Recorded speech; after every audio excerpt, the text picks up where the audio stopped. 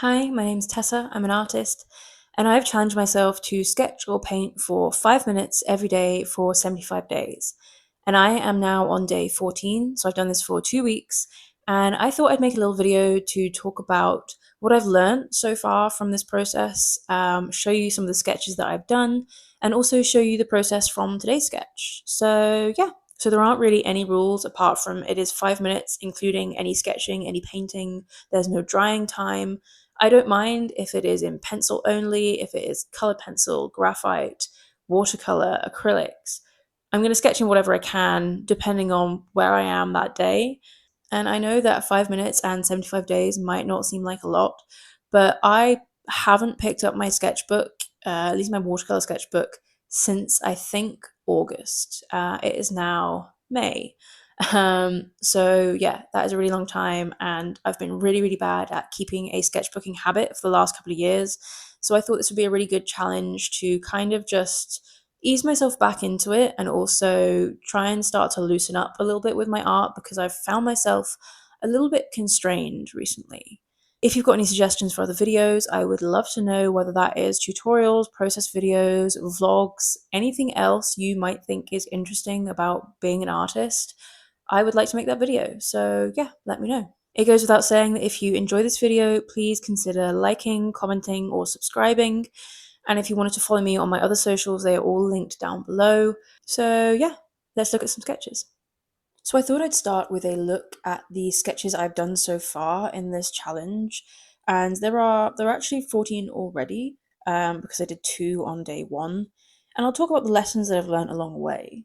And I think the first one, and the most noticeable to me, is that 5 minutes is a really, really long time. And you can do a lot in 5 minutes. And I think these 2 paintings are a great example because they look like they have a lot of detail. But in reality, actually, mostly it's a few very simple brushstrokes with a couple of finer details. But that gives the illusion of a more completed painting, I think. And I think one of the main things that helps with getting a lot done in 5 minutes is making really bold and confident brushstrokes. And the painting on the right here is a perfect example, and I'll show you what it looked like at around 2 minutes of painting. And you can see that even with just a few brushstrokes and 2 colors, you can already get a sense of what the painting is. It's very impressionistic, and this wouldn't work super well with realism. But if you don't have a lot of time to deliberate and you have to be very conscious of making an impact early on, you can 100% do that. And I think this is a really good exercise in doing that. And then I think that kind of leads into my next point, which is that less is more. I have found that the more details I try to add, the more I dislike a painting. And I think you have to kind of take things at face value when you're sketching for such a short period of time. Especially in watercolor, you have to acknowledge that you're essentially painting wet on wet the whole way through. There is no way you're going to be able to add fine details.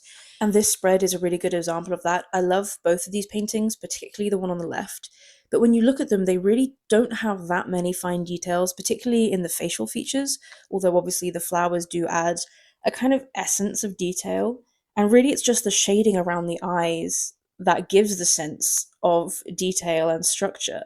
Everything else is pretty loose and bold, and I think again that's one of those products of it's only 5 minutes, you have to be confident and bold with your brushstrokes. And I think this also ties into a kind of secondary point that, at least for me, I've noticed is that the more I plan, the less I like it. If I have a preconceived idea of what something should look like and it doesn't turn out like that because I don't have the time to add the details, then it simply can't ever fulfill my expectations. And I think this is really helping me let go of that idea that stuff has to look finished and refined.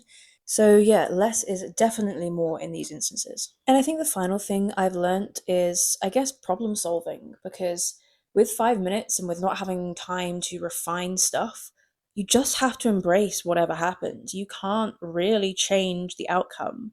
And I think that's something I definitely should take forward into my other paintings. Sometimes I am guilty of catastrophizing and ripping stuff up if it doesn't go to plan.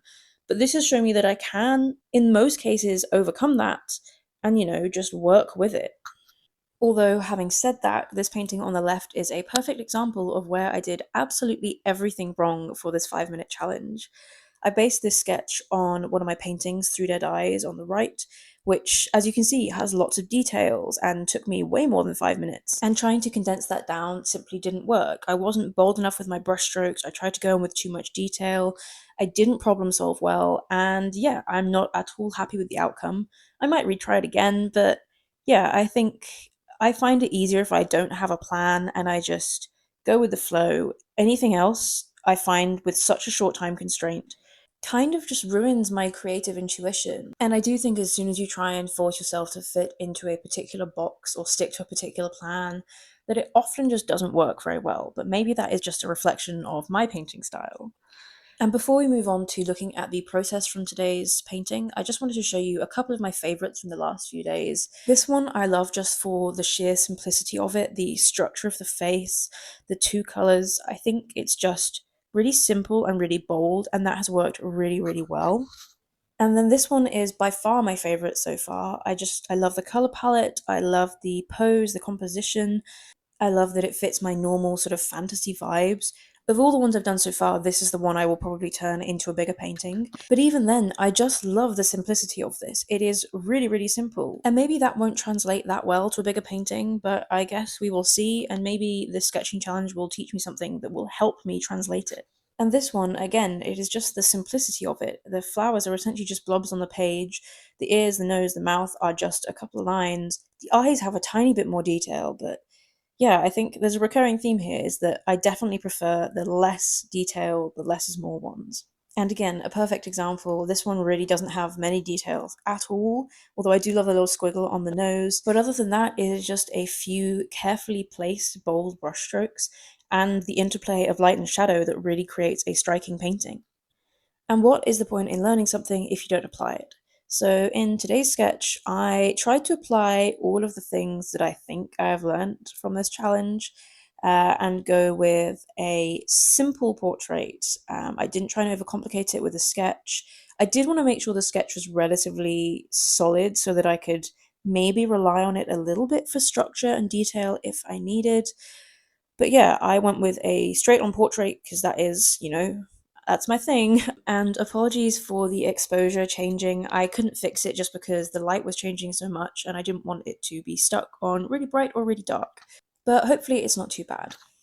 So yeah, beginning with a sketch. I do think it took me almost exactly a minute actually for the sketch, which seems to be roughly the formula I've been doing, a minute of sketching, 4 minutes of painting, because it gives me enough time to define the details that I know I want in the final painting, but not too much time to agonize over stuff. And the painting is what's going to define most of the features and the structure, so I don't want to spend too long on the sketch itself. And once I'm finished sketching, I always go in with a large brush and quite diluted paint to kind of sketch in my main shadows. This is kind of counterintuitive to how people would normally work in watercolor. Normally you want to do your lightest color first, but because of how quickly we're working, and doing the shadows first just really helps to define whatever it is you're painting, so that if you don't get a chance to add details, it is at least still readable as what you wanted it to be, in my case, a portrait. And for this one, because I was trying to, stick to my lessons learned, I did stick with a color palette. A color palette that I am very comfortable with, which is blue, pink, and yellow.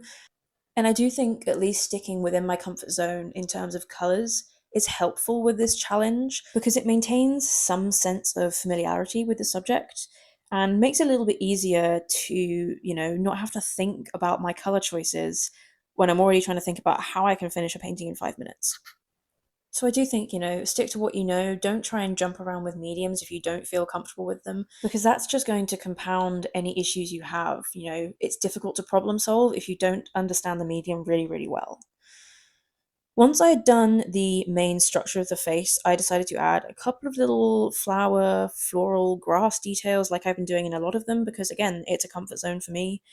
And then it was a case of trying to deepen some of my shadows. And in retrospect, it didn't work particularly well for this portrait. I think I was stressed because I knew I was making this video, which again is, I guess, another point to take away is just relax. Don't overthink things. It's a sketchbook. It is not meant to be perfect. They are not meant to be finished paintings. And I think a lot of the time we only see these perfectly curated sketchbooks that people have. And I don't think that's realistic for a lot of people. And I also don't think it's really the purpose of a sketchbook. I think a sketchbook is meant to be rough, it is meant to be imperfect. It's about experimenting. At least that's what I see a sketchbook as. So I continue refining this with a couple of these little flower details because, again, I think adding something with finer detail just gives the illusion that the rest of the painting has more detail. Maybe that's just me. But with this one in particular, I did work really, really wet for that first layer, which I do regret in the end at about this point when I try and add some finer details and shadows. Because, as is the nature of wet on wet painting, they spread out and they fade a lot, and so these details do not appear in the final painting quite as they do here. At this point, I think if they dried like they look here, I'd be pretty happy with that, but they didn't, and that's fine. And again, that's an element of problem solving and just embracing mistakes or, things that don't go quite right and working with them and accepting them. And at this point, I was moving into the final minute of painting, although I didn't really have any concept of how long was left. It is amazing how disorientated you can become in 5 minutes.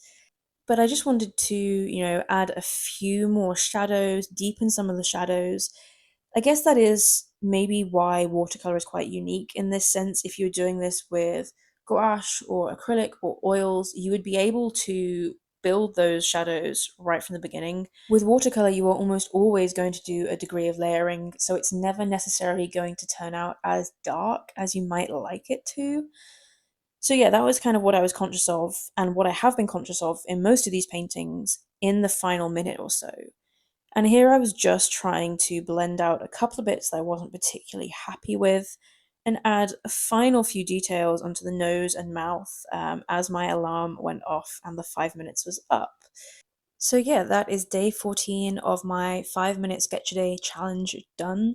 I'm pretty happy with it. It has lightened up a lot as it has dried, but I think it definitely fulfills the tenets of less is more, don't overcomplicate things. And yeah, I'm happy with it. I think it's the sort of painting I could refine into a bigger one if I wanted to.